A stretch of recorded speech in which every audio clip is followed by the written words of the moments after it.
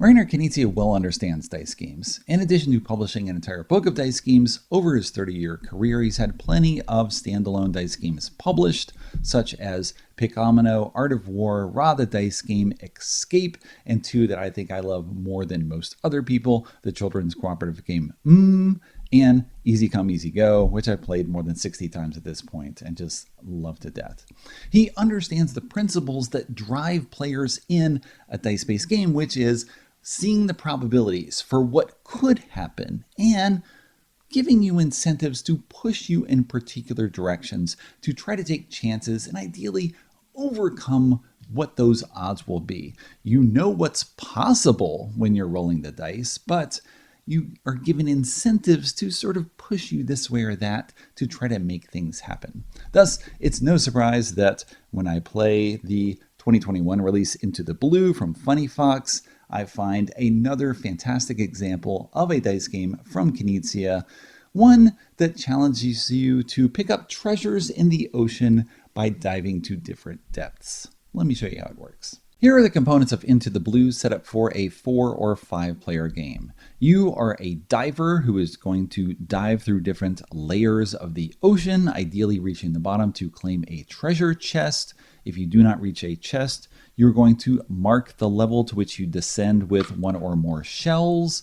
And when all the chests have been claimed or one player is out of shells, you reach the end of the game and then you divvy up the treasures that are available on the different levels. You, on your turn, roll the 6 dice. You can set aside any number of dice that you wish. You can roll up to 3 times, and you can stop when you wish before you have that third roll if you want. And you can think of the dice as you diving through the different levels. So if I stop now after my second roll, I would place 1 shell on level 1 because I have 1 die, or 2 on level 2, 1 on level 3, or 1 on level 4. I cannot reach the chest because I did not pass through level 5. I have 1 final roll. Let's say I roll. All right. So again, I can place 1, 1, 2, or 1. The chest is off limits because I did not pass through level 5. So let's say I place 2 shells on level 3. You can stack the shells if you wish. You can leave them open. You have the purple player here. Maybe they're going to say, sure, I'm going to keep that. Keep that, and I just hope for a 2. Yes! If you get all the way down to the bottom, 1, 2, 3, 4, 5 chest, then you claim one of the chests. These are worth 5 to 8 points. You get to look at the point value, but no one else sees it. And you take another turn immediately. So that's the strong incentive to push for a chest. However, if you end up with a roll with no 1s, you don't even reach that first level and you will place no shells. That was only the first roll for the purple player. 1, 2, 3, 4, 5. Maybe they, let's see, we'll try this. Oh, there we go. That's almost the best thing you can get. You don't get down to the chest, but you can place 1, 1, 1, 1, or 2 shells on level 5. The blue player goes, I'm not going to play for the entire game here. It generally goes pretty quick once you know the rules and people just take chances on what they're doing. Third roll. All right, blue places 2 here. You generally want to dive as deep as possible because there are more valuable treasures at that level than at the higher levels. So yellow, yellow. Look at that. Boom.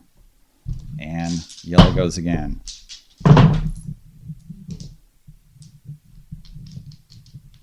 Oh, look at, can I get that? Oh, I've never had a game like this. Only so much luck in my example. 1, 2, 3, 4, 5. Wow. Okay, yellow is just going to win. That's all there is to it. Yellow just wants to end the game now. Possibly yellow will just, there you go, 4 shells on 1, and then rush the end of the game at that point. I've never had such luck with the dice. You're going to keep playing until either that chest is gone, in which case the game ends immediately, or players have placed all their shells on different levels. I'm just going to put things out somewhat at random just so I can score.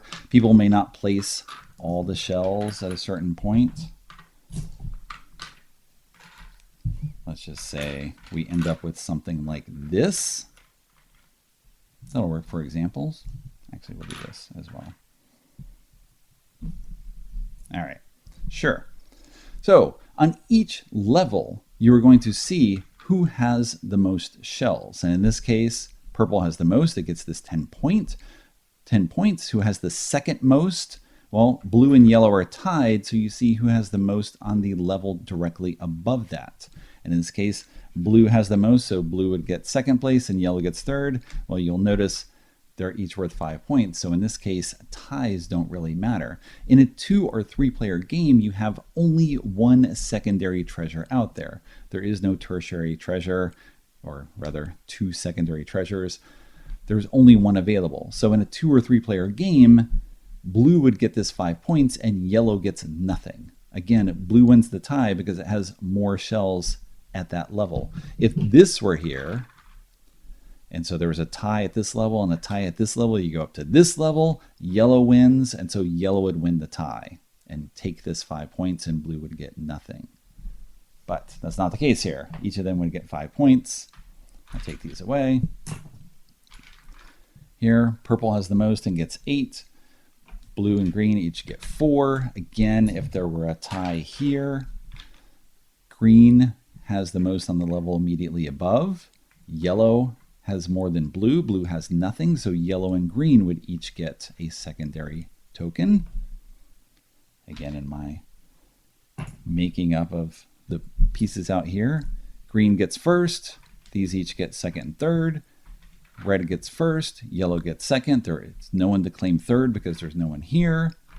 Yellow gets first, and these two each get 1. You add up the points and see who wins. There's an overview of Into the Blue, which I played 4 times on a review copy from Funny Fox, twice with 2 players, and once each with 3 and 4 players. That was a completely ridiculous demonstration, given that in 4 turns, 4 of the treasure chests had been claimed. I've had nothing like that in the 4 games that I've played. In 2 games, only 1 chest was claimed, and in the other 2, I believe, 2 chests were claimed, and that's it. I've not had quite that run of luck. Now, the game ends when all 5 chests are claimed, which probably would have happened in that game given the current state of things, with yellow running away with it and everyone just fighting for a second at that point, or when one player places their final shell on the board.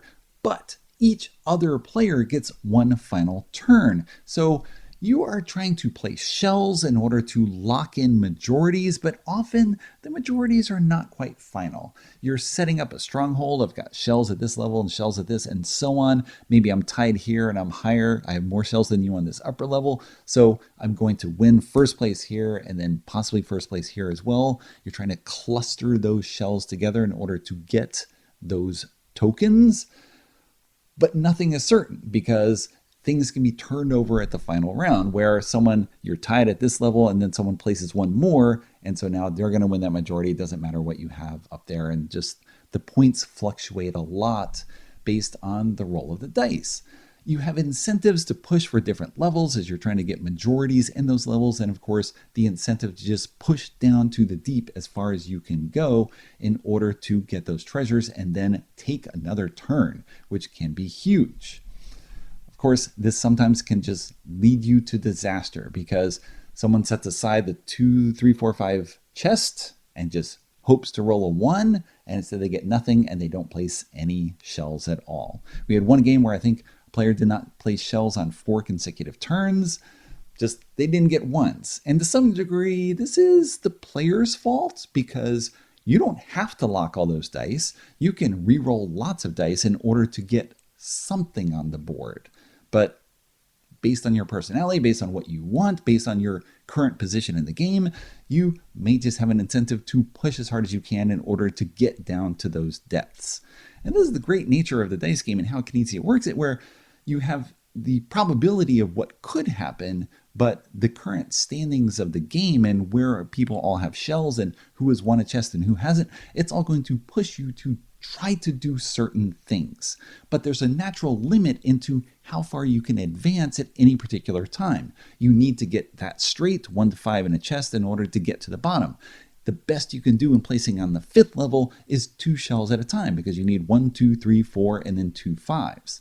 Or you can place 3 shells on the 4th level. So you have these natural limits in how far you can increase your majority based on just the odds, based on what you actually need to roll on the dice. So you can't just lock in that 5th level because someone else can come in as well with 1 or 2 shells, and then possibly they do it again.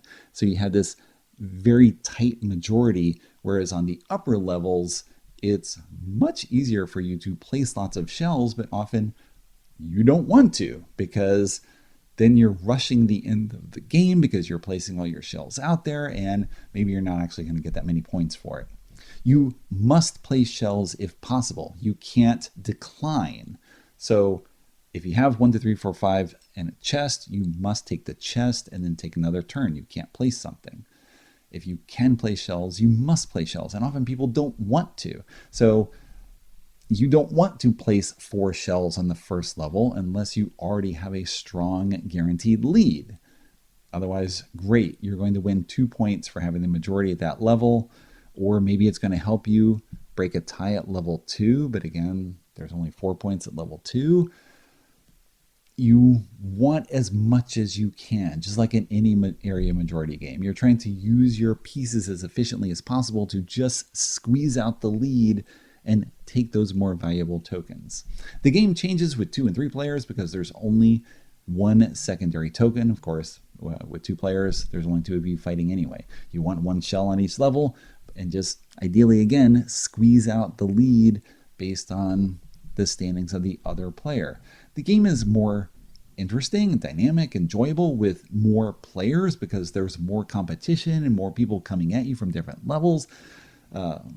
It feels more engaging because there's more to it. You're not just facing off against someone else. I need this one result, and that's all I care about. You have more incentives to take a stand on different levels with more players. It just feels like there's more available to you, in addition to that secondary token with 4 and 5 players, because great, then I can come in third with just 1 shell and still get something and add those little bits to my score. It's a fantastic little design, plays out relatively quickly depending on how long people want to think about what they can possibly roll. There's not that much to think about. You take chances and you hope everything works out your way, and maybe you'll be as lucky as I was with this demonstration and you'll win the game. Probably not, but it could happen.